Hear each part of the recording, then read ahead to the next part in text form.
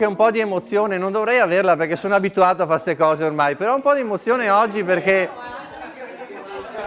questa cosa io la sento moltissimo, per cui spero di riuscirla a trasferire anche a voi, quello che è l'entusiasmo sul fare questo che poi diventerà forse un percorso futuro. Voi avete a disposizione 10 minuti effettivi, 10-12 minuti effettivi per l'impiattamento, in questo caso del piatto che avete preparato precedentemente. Alla fine di questo verrà nominato quello che passerà alla selezione, non gli eliminati, non mi piace dirlo, quello che passerà al primo corso per AgriChef in Veneto.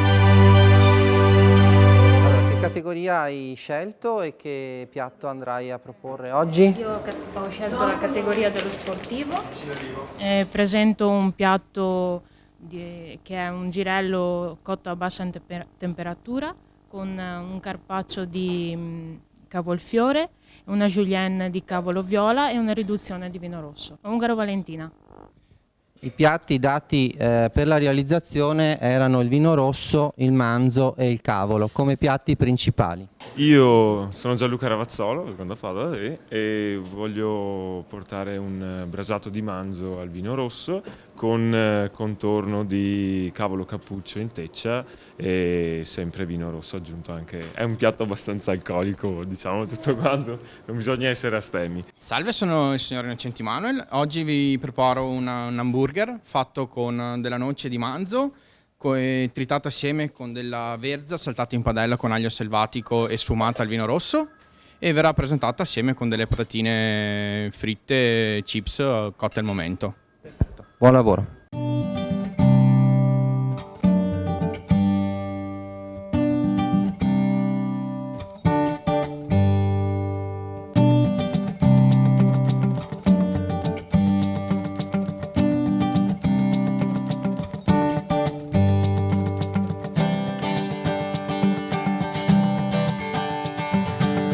Per la provincia di Padova nel primo blocco passa al primo corso Scuola AgriChef Veneto Valentina Ongaro.